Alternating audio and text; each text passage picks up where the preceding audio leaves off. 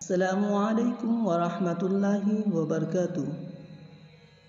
میں صادق انور، آپ دیکھ رہے ہیں داستانی دنیا۔ اگر آپ نے میرے چینل کو اب تک سبسکرائب نہیں کیا ہے تو فوراً سبسکرائب کریں۔ اگر آپ کو میری ویڈیو اچھی لگے تو لائک کریں، شیئر کریں، کومنٹس کریں۔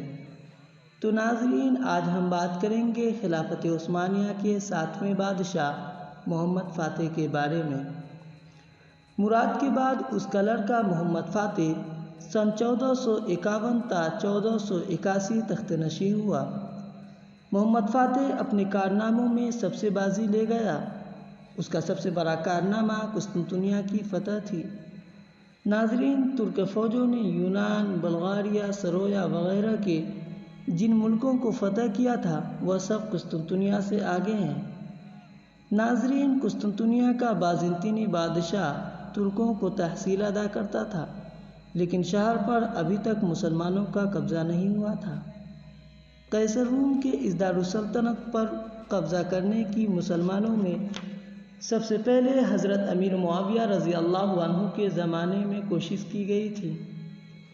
ناظرین، اس کے بعد عربوں اور ترکوں نے اور بھی کئی مرتبہ کوشش کیے تھے، لیکن رومیوں کی بہادری اور آپس کے اختلافات کی وجہ سے ابھی تک کامیاب نہیں ہو سکے تھے۔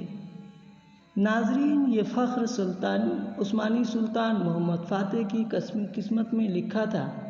محمد فاتح نے یہ شہر 54 دن کی محاصرہ کے بعد 20 جمادی الاول سن 1453 کو فتح کر لیا، اور اس طرح رومیوں کی 1100 سال پرانی سلطنت ایران کی ساسانی سلطنت کی طرح ہمیشہ کے لیے ختم ہو گئی۔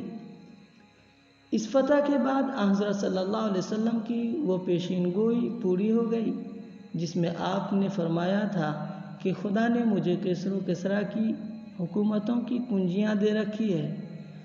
ناظرین، ایران کے اکاسرہ کی حکومت کا خلفائے راشدین ہی کے زمانے میں خاتمہ ہو گیا تھا، اور کیسر کی حکومت کا محمد فاتح نے ختم کر دیا تھا۔ ناظرین، اس فتح کی وجہ سے تاریخ میں اسے فاتح کے نام سے یاد کیا جاتا ہے۔ محمد فاتح نے قسطنطنیہ کی فتح کے علاوہ اور بھی کئی فتوحات کیے۔ تو ناظرین، آج کے لیے اتنا ہی۔ ملتے ہیں اگلے ویڈیو میں۔ آپ کی دعا ہمارے ساتھ رہے۔ السلام علیکم ورحمۃ اللہ وبرکاتہ۔